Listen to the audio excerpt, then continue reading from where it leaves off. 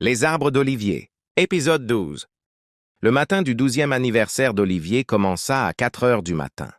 Pas parce que quelqu'un l'avait réveillé, parce qu'il ne dormait plus. Il avait les yeux grands ouverts dans le noir de sa chambre et pensait, de cette façon qu'il avait, depuis toujours de penser dans le noir, comme s'il pouvait voir ses pensées plus clairement quand rien d'autre n'était visible. C'était son premier vrai anniversaire selon le rituel. L'année précédente, Agbegnegan lui avait dit « L'année prochaine, tu auras 12 ans.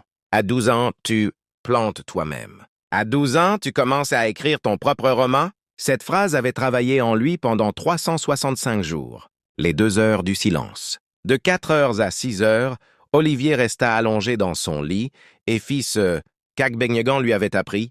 Il pensa.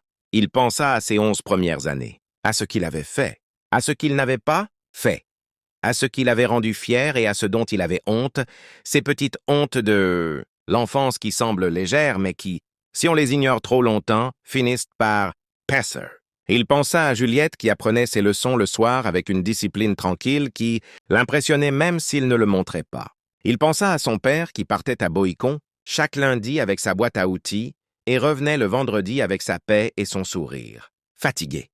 Il pensa à sa mère qui se levait avant tout le monde pour préparer les marchandises du marché et qui rentrait après tout le monde sans jamais se plaindre. Les arbres d'Olivier. Partie 1. Les racines. AVO. Comme là. Délali. Joël. Il pensa à ce qu'il voulait être. Pas exactement, pas encore.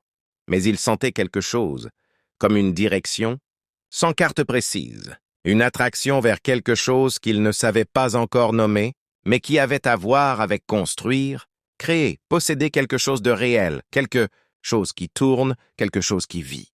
La plantation, le 2e arbre. À 7h moins 5, toute la famille était dans la cour. Agbegnegan était venu la veille et avait dormi dans la maison familiale. Il se tenait, debout près du trou que Richard avait creusé au fond du jardin, à côté du némier et du flamboyant qui avait grandi depuis le mariage et formait maintenant une voûte naturelle dans ce coin de la cour. Olivier s'approcha du plan. Un jeune moringa, arbre de vie, arbre aux 1000, vertu arbre qui pousse vite et donne tout. Agbegnegan dit, de sa voix basse qui portait toujours plus loin que les voix fortes, « Tu vois cet arbre? Il s'appelle le moringa. On l'appelle aussi l'arbre qui ne ment. Pas parce qu'il est exactement ce qu'il prétend être. Utile, généreux, sans fiorature.